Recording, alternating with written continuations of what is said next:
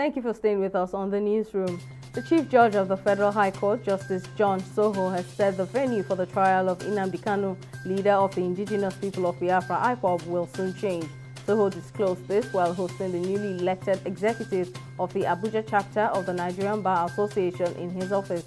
According to the judge, the decision is to change the venue of the trial is to prevent the interruption of other pending cases in court.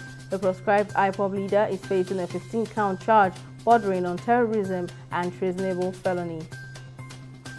The Nigerian Air Force, NAF, and the Nigerian Customs Service, NCS, have agreed to synergize towards strengthening border security and stemming the tide of banditry and smuggling activities around the Nigerian borders and entry points.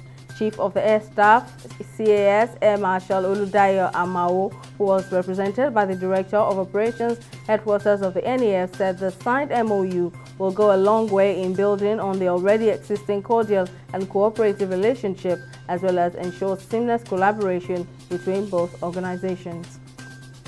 The U.S. Agency for International Development, USAID, has announced that about 2 million Nigerians were still living with HIV/AIDS. Speaking at a USAID-funded meeting for epidemic control in Key Population Investment Fund, Director HIV and TB Heart Office of the USAID in the U.S. Embassy in Abuja, Rachel Goldstein, said about 1.8 million people were on treatment, while more efforts should be made to cover the rest of the population that are not treated.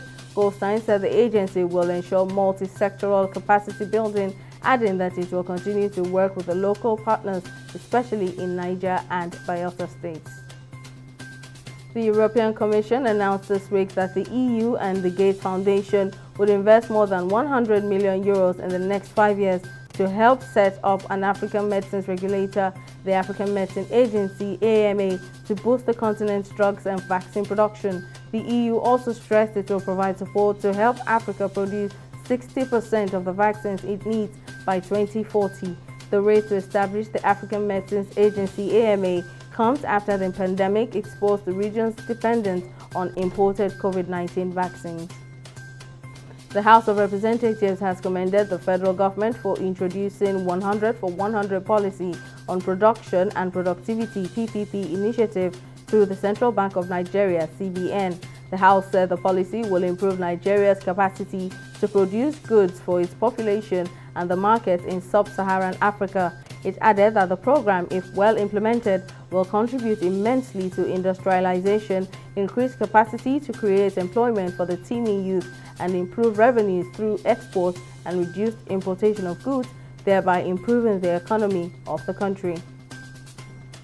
The UN Under-Secretary General for Political and Peacebuilding Affairs, Rosemary DiCarlo, has urged parties involved in the Ukraine crisis to make meaningful progress on implementation of the 2015 Minsk Agreement as she briefed the Security Council.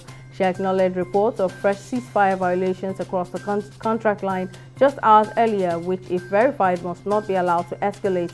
DiCarlo also called for full use of the many available regional and other mechanisms and frameworks to stem the crisis. In sports, Super Eagles technical advisor Austin Eguavoen has assured Nigerians that he has a team that will beat Ghana to the Qatar 2020 World Cup. Speaking during a meeting with some top officials of the Nigerian Football Federation (NFF), led by its president Amaju Pinnick and some England-based players, Eguavoen noted the desire and determination of the players to beat Ghana both home and away next month. The coach, while giving assurances that Nigeria will be at the World Championship, stated that his major problem, which he described as a good headache, is selecting 11 players from the array of stars available for the team. That's all on the newsroom. Thank you for watching. I am Simisola Adigun.